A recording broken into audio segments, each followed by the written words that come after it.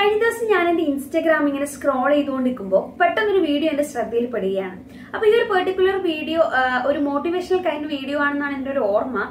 പൊതുവെ ഇങ്ങനത്തെ വീഡിയോസ് കണ്ടാൽ ഞാൻ ആദ്യം ചാടിക്കേറി അതിന്റെ കമന്റ് ബോക്സ് ആണ് നോക്കുക. അതുപോലെ തന്നെ ഈ ഒരു വീഡിയോയുടെ കമന്റ് ബോക്സ് നോക്കി. അപ്പൊ അതില് എനിക്ക് എന്റെ സ്ട്രൈക്ക് ചെയ്തൊരു കമന്റ് ഉണ്ടായിരുന്നു. അതിനകത്ത് അതിങ്ങനെയാണ്: തള്ള വൈബിന് ഇന്ത്യ വിട്ടിട്ട് മെച്യൂരിറ്റിക്ക് ടിക്കറ്റിട്ടുള്ള ഒരു കമന്റ്. ഇതിന് മുന്നേയും ഈ ഒരു കമന്റ് ഞാൻ പലപ്പോഴും കാണാറുണ്ടെങ്കിലും ആ ഒരു വീഡിയോക്ക് ആ ഒരു കമന്റ് വന്നത് എനിക്ക് ഭയങ്കരമായിട്ട് സ്ട്രൈക്ക് ചെയ്തു.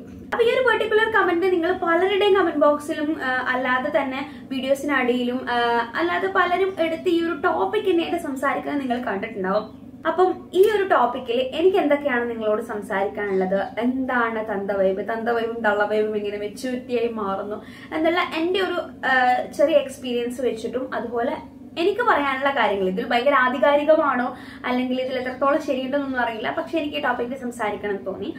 അപ്പൊ അതുകൊണ്ട് നമുക്ക് കൂടുതലായിട്ട് ഇതിനെക്കുറിച്ച് പറയാം. അതിനു മുന്നേ welcome to yet another episode of inner insights by ആദി.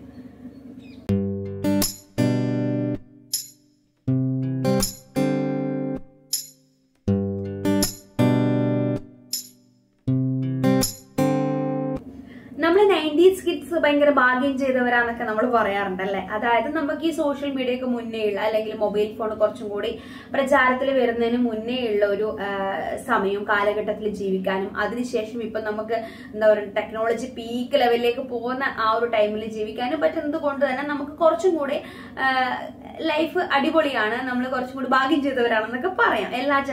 ഈ രണ്ട് ജനറേഷനും കൂടെ ജീവിക്കാൻ പറ്റുക എന്നുള്ളത്.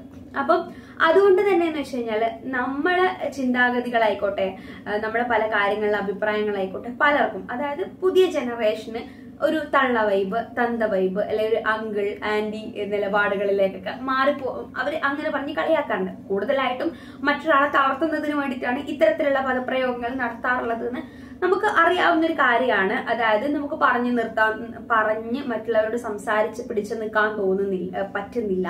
അതല്ല, മറ്റുള്ളവരെ നമുക്ക് ഇമോഷണലി തളർത്തണം, അങ്ങനെയൊക്കെ ഉള്ളിടത്താണ് നമ്മൾ ഈ ഇത്തരത്തിലുള്ള പദപ്രയോഗങ്ങൾ നമ്മൾ കൂടുതലായിട്ട് യൂസ് ചെയ്ത് വരുന്നത്.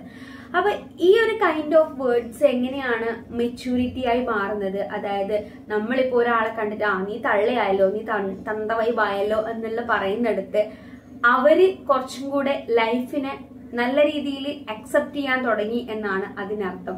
അപ്പൊ നമ്മൾ അങ്ങനെ പറഞ്ഞ് കളിയാക്കുമ്പോൾ നമ്മൾ ആലോചിക്കേണ്ടത് നമുക്ക് ഇപ്പോഴും മെച്യൂരിറ്റി വന്നിട്ടില്ല, അവര് അത് നേടിയെടുത്തു, അതുകൊണ്ടാണ് നമുക്ക് അവരെ തന്തയായിട്ടും തള്ളയായിട്ടും മംഗളായിട്ടും ആന്റി ആയിട്ടും ഒക്കെ തോന്നുന്നത് നമ്മൾ ആദ്യം മനസ്സിലാക്കണം. ഈ കളിയാക്കുന്നവർ ആദ്യം മനസ്സിലാക്കണം. അപ്പോ ഞാൻ പറഞ്ഞു വന്നതെന്ന് വെച്ച് കഴിഞ്ഞാല് ഈ ഒരു വിളി കേൾക്കാൻ വിധിക്കപ്പെട്ടവർ, അതായത് നമ്മൾ ഇത്തരത്തിലുള്ള തന്തവിളി തള്ളവിളി കേൾക്കുന്നവരെന്ന് വെച്ച് കഴിഞ്ഞാല് അവര് ലൈഫിനെ കൂടുതലായിട്ട് മനസ്സിലാക്കി എന്നുള്ളതാണ് അർത്ഥം. അവര് യഥാർത്ഥ ജീവിതം ജീവിച്ചു തുടങ്ങി എന്ന് തന്നെ നമുക്ക് പറയാം.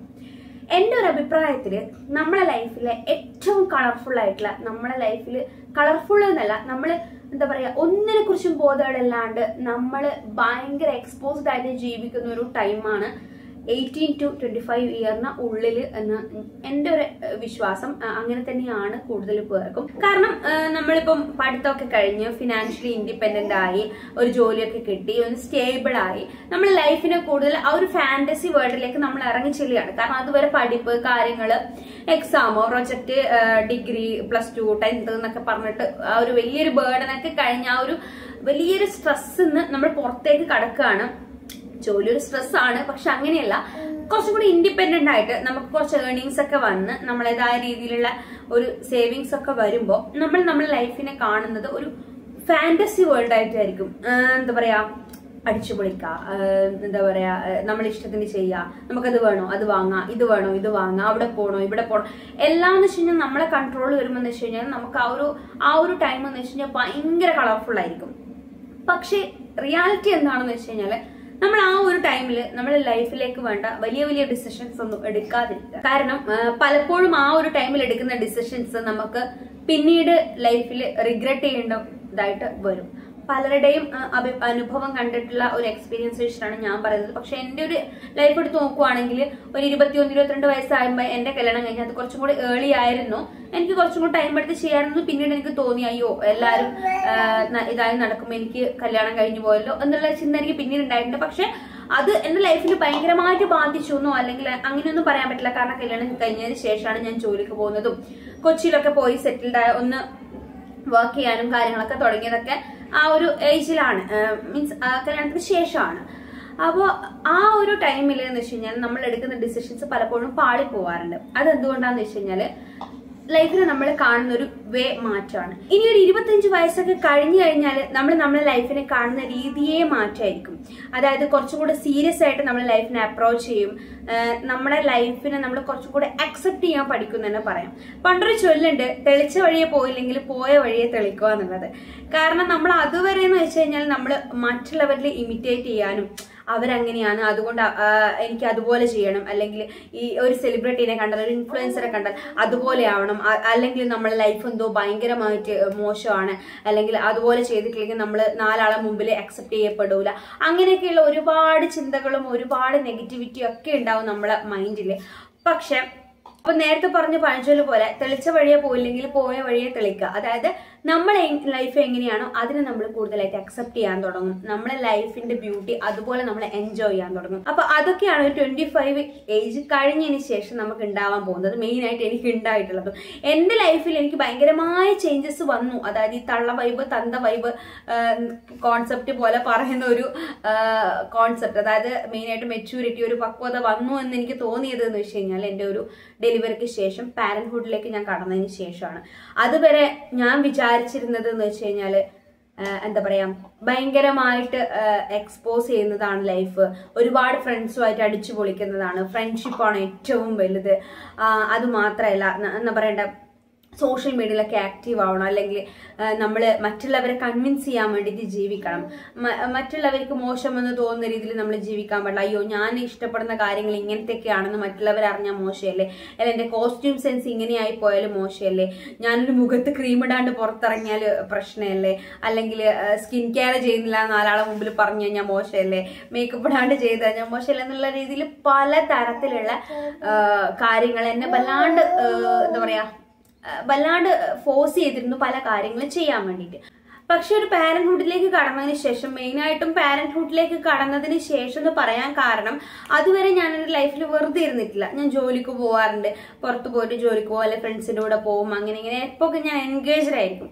കൂടുതലായിട്ട് ഞാൻ അങ്ങനെ ഒറ്റയ്ക്ക് ഇരിക്കുന്നത് ഭയങ്കര റെയറാണ്. പക്ഷെ ഈ ഒരു പ്രഗ്നൻസി സ്റ്റാർട്ട് ചെയ്ത് പ്രഗ്നൻസി പീരീഡിലൊക്കെ ഞാൻ ഒരുപാട് വീട്ടിൽ ഒറ്റയ്ക്ക് ഇരിക്കാൻ തുടങ്ങി. അപ്പം ഞാൻ എൻ്റെ ചിന്തകളിലും എന്താ പറയുക എൻ്റെ പ്രവൃത്തികളിലും ഒക്കെ മാറ്റങ്ങൾ വന്ന് എനിക്ക് ഫീൽ ചെയ്തിട്ടുണ്ട്.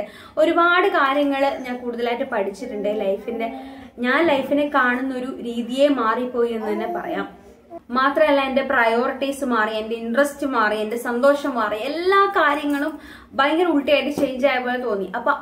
അപ്പോഴെനിക്ക് മനസ്സിലായി, ഓ ഞാൻ കടന്നു പോകുന്ന തള്ള വൈബിലൂടെയാണ്. അതുകൊണ്ട് തന്നെ ഞാനിപ്പോ എന്റെ കംഫർട്ട് സോണിലുള്ള കുറച്ച് ആൾക്കാരുണ്ട്, അവരോട് സംസാരിക്കുമ്പോൾ ഞാൻ എപ്പോഴും പറയും, ഓ ഞാനൊക്കെ തള്ള വൈബായി, ഇപ്പം ഭയങ്കര തള്ള വൈബ് അടിക്കുന്ന, അയ്യോ തള്ള വൈബ് അടിക്കുന്ന ഇങ്ങനെ പറഞ്ഞുകൊണ്ടിരിക്കും. അപ്പൊ ഞാൻ മെയിനായിട്ട് ഏടത്തമ്മയായിട്ട് പല കാര്യങ്ങൾ ഇങ്ങനെ ഷെയർ ചെയ്യുമ്പോൾ ഏടത്തമ്മേനോട് ഇങ്ങനെ പറയുമ്പോൾ നമ്മളൊക്കെ തള്ള വൈബായല്ലേ എന്ന് പറയും. അപ്പോൾ ഏടത്തമ്മ പറയും, ഞാൻ കുറെ മുന്നേ ആ വൈബായിട്ട്, നീ ഇപ്പൊ വന്നുകൊണ്ട് നിനക്ക് തോന്നുന്നതെന്ന് പറയും. അപ്പോൾ ശരിക്കും പറഞ്ഞു കഴിഞ്ഞാൽ അവിടെ അതൊരു എന്താ പറയാ, നമ്മളിലുണ്ടായിരുന്ന ചേഞ്ച്, അതായത് നമ്മള് കുറച്ചും കൂടെ പക്വതയോടുകൂടി കാര്യങ്ങൾ ചെയ്യാനും കുറച്ചും കൂടെ എല്ലാ കാര്യങ്ങളും സീരിയസ് ആയിട്ട് കാണാനും പഠിച്ചത് ആണ്. അല്ലാണ്ട് അതൊരു തള്ള വൈബല്ല എന്നെനിക്ക് തോന്നിയിട്ടുള്ളത് ഏടത്തമ്മന്റെ ഒക്കെ കാര്യങ്ങൾ ഇതാക്കുമ്പോഴാണ്. കാരണം എന്നെക്കാളും ഒരുപാട് കൂടുതൽ കാര്യങ്ങളൊക്കെ പക്വതയോടുകൂടി ചെയ്യാനും ഒക്കെ പറ്റുന്നത്, കുറെ കാര്യങ്ങൾ അങ്ങനെ ചെയ്യുന്നത് ഞാൻ കണ്ടിട്ടുണ്ട്.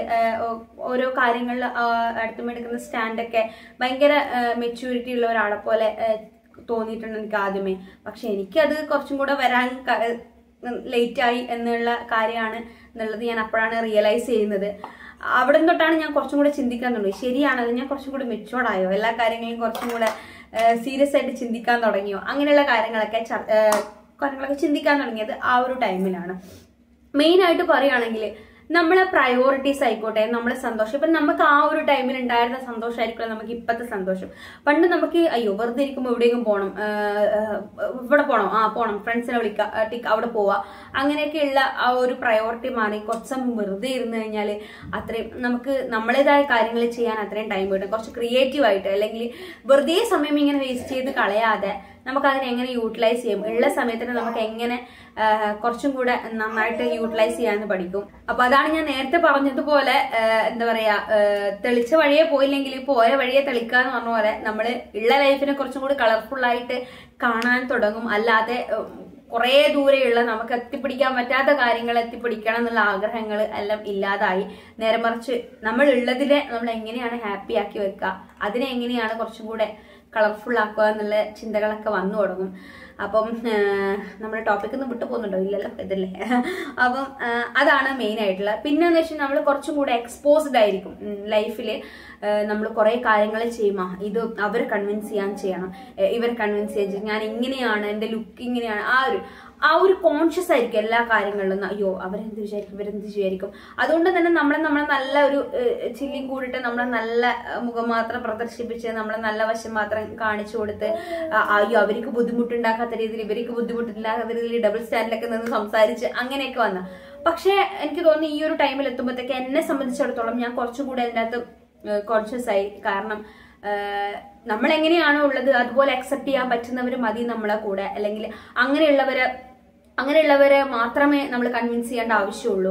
അല്ലാണ്ട് എല്ലാവരെയും കൺവിൻസ് ചെയ്ത് എല്ലാവരെയും കൂടെ കൂട്ടിക്കൊണ്ടു പോകാൻ നമ്മളൊരു ട്രിപ്പിനോ പിക്നിക്കിനോ ഒന്നും പോകുന്നതല്ല, നമ്മളെ ലൈഫാണ്. അപ്പൊ ലൈഫിൽ കുറച്ചും കൂടെ ഈ പറഞ്ഞതുപോലെ തന്നെ പക്വതയോടുകൂടി ചിന്തിക്കാൻ തുടങ്ങുന്നതിന് ശേഷമാണ് ലൈഫ് എന്താണെന്ന് ഞാൻ കുറച്ചും കൂടെ അറിഞ്ഞു തുടങ്ങിയത്. ഇതിനു മുന്നേ ഇത് അറിഞ്ഞു തുടങ്ങിയിട്ടുണ്ടെങ്കിൽ നമ്മളെ ലൈഫിലുള്ള പകുതി പ്രശ്നങ്ങളും ഇല്ലാതാക്കാൻ പറ്റുമായിരുന്നു എന്നുള്ളത് തോന്നിയിട്ടുണ്ട്. പക്ഷെ അങ്ങനെയാണ് ലൈഫ്, അങ്ങനെയാണെന്നുള്ള കാര്യം ഇപ്പം റിയലൈസ് ചെയ്തിട്ടുണ്ട്. പിന്നെ അതുപോലെ തന്നെ പല കാര്യങ്ങളും നമ്മൾ കമ്പയർ ചെയ്യും. നേരത്തെ പറഞ്ഞതുപോലെ തന്നെ അവരങ്ങനെയാണല്ലോ, ഇവരെങ്ങനെയാണല്ലോ, അപ്പൊ ഞാൻ അങ്ങനെയായിട്ടുള്ള ഇത് മോശമാണോ, അങ്ങനത്തെ കാര്യങ്ങളൊക്കെ കമ്പാരിസൺ മെയിൻ ആയിട്ടുള്ളൊരു കാര്യമാണ്. ആ കമ്പാരിസൺ ഒക്കെ മാറി നമ്മൾ കുറച്ചും കൂടെ ഓക്കെ എൻ്റെ കാര്യങ്ങൾ ഞാൻ ചെയ്യുന്നു, അതെന്നെ ബോധ്യപ്പെടുത്തിയാൽ മതി, എൻ്റെ ചുറ്റുമുള്ള എൻ്റെ സർക്കിളിന് എനിക്ക് കംഫർട്ട് സോൺ ആയിട്ട് നിൽക്കുന്നവരെ, എൻ്റെ കംഫർട്ട് സോണിലുള്ളവരെ മാത്രം കൺവിൻസ് ചെയ്യാൻ മതി എന്നുള്ള രീതിയിൽ പോകാൻ തുടങ്ങും. അതല്ലാതെ എല്ലാരെയും ഓരോ ആളെ എണ്ണ വിട്ട് അവര് എന്ത് വിചാരിക്കും എന്നുള്ള രീതിയിൽ നമ്മൾ ഇവിടുന്ന് നമ്മളെ ലൈഫിന് നേരെ നല്ല കാര്യം ചെയ്യുന്നതിന് നേരെ ഉൾട്ടാ ചെയ്തിട്ടോ ഒന്നും കാര്യമില്ല എന്നുള്ള രീതിയിൽ ഉള്ള കുറച്ച് ചിന്തകളൊക്കെ നമുക്ക് വന്നു തുടങ്ങും. ഇതൊക്കെയാണ് കുറച്ചും കൂടെ മെച്യൂരിറ്റി വരുന്നതിന്റെ ലക്ഷണങ്ങൾ. ഇപ്പോഴത്തെ കിഡ്സ്, അതായത് ന്യൂ ജനറേഷൻ പറയുകയാണെങ്കിൽ തന്ത വൈബ് തള്ള വൈബ് എന്നൊക്കെ ലക്ഷണങ്ങൾ. അപ്പൊ ഇനി അടുത്തതായിട്ട് നമ്മള് കുറച്ചും കൂടെ ടോക്സിക് അല്ലാണ്ടാവും, ടോക്സിസിറ്റി ഒക്കെ കുറഞ്ഞ് എന്താ പറയാ, നമ്മൾ പല കാര്യങ്ങളിലും നമുക്ക് നിർബന്ധങ്ങൾ ഉണ്ടാവും.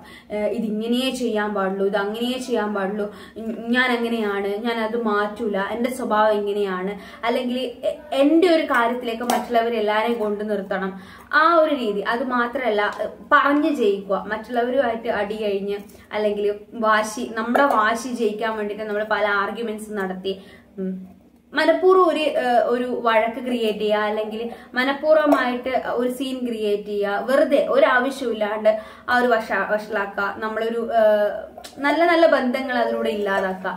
അങ്ങനെയൊക്കെയുള്ള കാര്യങ്ങളൊക്കെ മാറി വരും. കാരണം എൻ്റെ അനുഭവം അങ്ങനെയാണ്.